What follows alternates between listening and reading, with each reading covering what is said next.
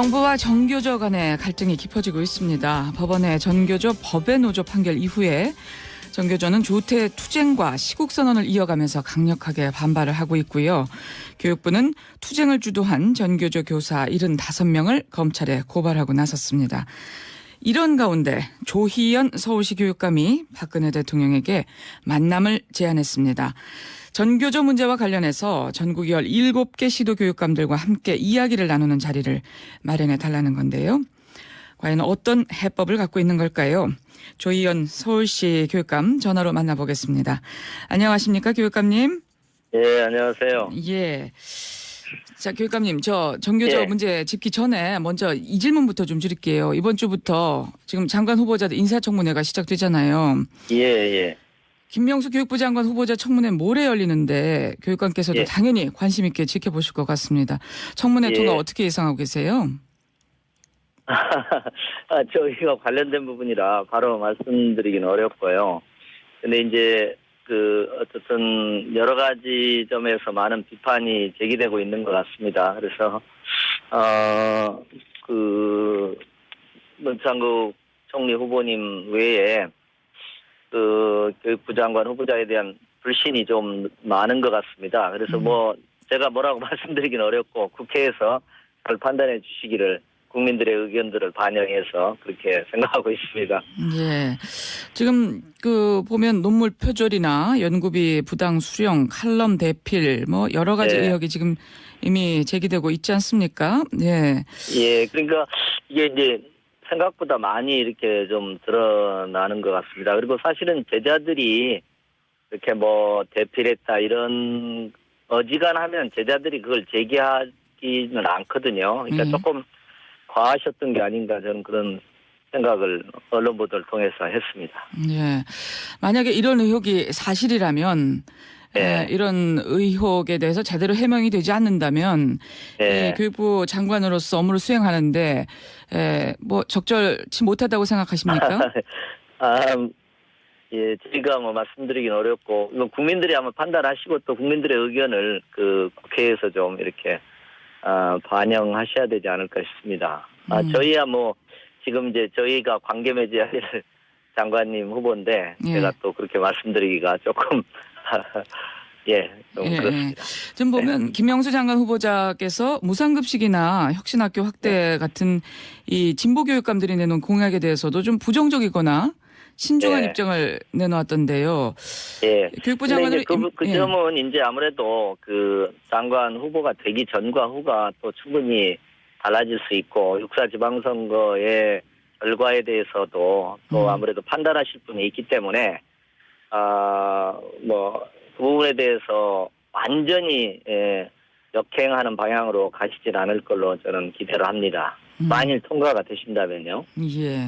왜냐하면 이제 저희가 보면 오세훈 시장께서 무상급식에 이제 반대해서 어떻게 보면 좀 낙마해버리는 셈이 되지 않습니까? 선거를 통해서. 그래서 제가 이제 지금 보면 큰 시대적 흐름이 있는 것 같습니다. 국민들이 요구하시는 큰 도도한 흐름이 있기 때문에 여당에서도 그런 부분을 받아 안으면서 이렇게 예를 들면 이제 무상급식은 그렇지만 예를 들면 초등 돌봄이라든지 누리과정이라든지 이런 부분들은 유아 공교육 과정이나 돌봄 과정을 공교육 체계 내 혹은 국가 책임으로 끌어안으려는 것이거든요. 그래서 저희 입장에서도 긍정적인 입장입니다. 저희들은. 그러니까 큰 시대적 흐름을 여당이 수용하면서 가면 야당 쪽도 수용해야 되고요. 야당 쪽에서도 큰 시대적 흐름을 흡수하고 가면 여당도 흡수하는 그런 공존의 영역들을 확대하는 게 저는 국민들이 요구하는 게 아닐까 싶습니다. 알겠습니다. 자, 지난 금요일이죠. 박근혜 대통령에게 전교조 문제 관련해서 전국 17개 시도교육감들과 함께 이야기 나눈 자리 마련해달라. 이런 제안 하셨어요. 주말 동안에 답을 들으셨습니까? 아닙니다. 그게 이제 이게 굉장히 갈등이 심화되고요. 사실은 이제 단일한 사안이거든요. 단일한 사안이 계속 확대되면서 시간이 진행하면서 동일한 사안을 가지고 우리 사회가 계속 갈등을 하는 형태가 되거든요. 전교조와 정부 갈등도 저는 이제 첫 단추를 좀 잘못 끼워졌지 않나 싶습니다. 왜 그러냐면 박근혜 정부가 작년에 전교조를 법의 노조화할 때의 그 판단을 저는 생각해 보는 겁니다. 사실은 전교조 반전교조 정서, 일부 국민이 갖고 있는 반전교조 정서를 좀 확대하고 그것에 편승하면서 선거를 치르는 전략적 판단이 저는 박근혜 정부에게 있었다고 생각합니다. 어떻게 보면 네. 선거용 전략적 판단이었다. 예, 그러나 이제 이번 선거에서 보듯이 이미 조금 변화가 있었지 않습니까? 예. 그렇기 때문에 국민들이 이제 예를 들면 전교조의 모든 걸 다 동의하지는 않고 전교조의 어떤 일부 정책이나 뭐 이런 게 비판적이긴 하지만 전교조를 통째로 이렇게 악마화하거나 반전교조 정서에 편승하는 거에 대해서는 국민들이 또 균형 감각이 있으신 것 같습니다. 그래서 작년의 판단과 올해가 좀 달라져야 된다 이런 생각이 들고요. 예. 그리고 이제 큰 틀에서 우리 사회가 선진 사회로 이렇게 뚜벅뚜벅 가야 하는 견지에서 보면 예. 9명의 해고조합원 문제를 가지고 6만여 조합원을 갖고 있는 전교조를 법의 노조로 이렇게 내몰면 불필요한 갈등이 계속 생겨나는 것 같습니다. 이게 굉장히 소모적인 것 같이 보여집니다. 예. 그래서 한번 전교조도 좀 양보할 부분이 있으면 양보하고 이런 어떤 좀 서로 조정하는 게 필요하지 않을까 이렇게 생각을 해보고 있습니다. 그래서 이런 제안을 하신 거다 하는 말씀인데. 예. 그리고 더더군다나 이제 지자체 선거에서 교육감이 대거 당선됐기 때문에 예. 그 상태를 인정하고 서로의 어떤 접점들을 찾는 건 굉장히 또 중요한 것 같습니다. 또 국민들이 바라는 바이실 것 같고요. 예, 그렇군요. 네. 왜냐하면 저희 입장에서도 실정법의 틀 내에서 이렇게 교육행정을 폐하되는 입장에서 보면 징계 문제부터 시작을 해가지고요. 정규조 사무실 문제 계속 하나하나를 가지고 갈등하는 것도 국민들을 피곤하게 해드리는 것 같아요. 저희가 볼 때. 네, 그렇군요. 근데요, 지금 그 정부와 전교조를 두루 만족시킬 만한 그런 중재안이 있을까요? 어떤 중재안이 가능할까요? 지금 뭐 저희가 딱 중재안이 명확히 있는 건 아닌데요. 예.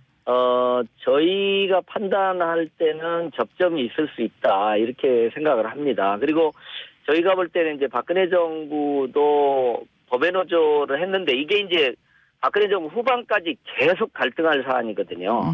근데 제가 이제 박근혜 대통령께 말씀드리고자 한 것은 이런 점이 있습니다.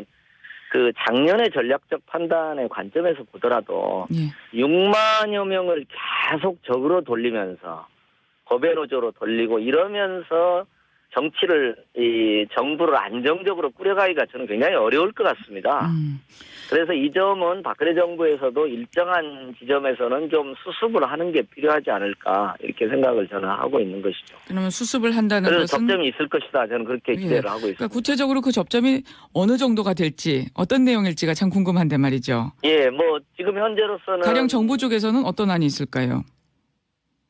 이제 교원관계법 문제 같은 걸 둘러싸고도 조금 전향적 개혁이 있을 것 같습니다. 단지 이제 정부 입장에서 보면 이게 전교조만에 해당된 거라면 쉽게 개정도 할 수 있을 거라고 생각합니다만 이게 이제 다른 노조 일반에 적용되는 문제이기 때문에 아마 고민이 있으실 겁니다. 그렇긴 한데 그래도 그 정치라고 나서는 언제나 이게 갈등 상황에서도 뭔가 접점을 찾으려는 그런 노력은 필요하지 않을까 싶습니다. 제가 구체적으로 이런 아니면 된다 이건 이제 쌍방이 있기 때문에 그러나 이제 저희가 어떻게 보면 상대적으로는 전교조나 진보 교육 진영을 배경으로 당선된 사람들이기 때문에 또 양보를 요청할 수 있는 부분도 있지 않을까 이렇게 생각을 합니다. 예.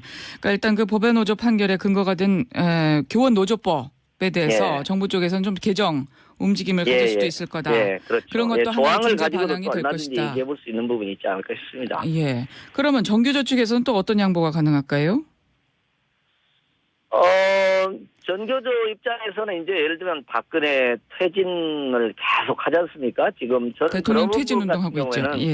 저도 이제 뭐 그게 표현의 자유이긴 하지만 저도 약간은 부정적입니다. 개인적으로는. 근데 예를 들면 이제 표현의 자유의 관점에서 보면 대통령 비판도 할 수 있는 거죠. 옛날하고 박정희 대통령 시대하고 또 다르기 때문에. 근데 이제 문제는 제가 악순환이 이런 겁니다. 사실은 몇 분의 교사들이 세월호의 아픔을 어떻게 보면 좀 강하게 표현하는 과정에서 예.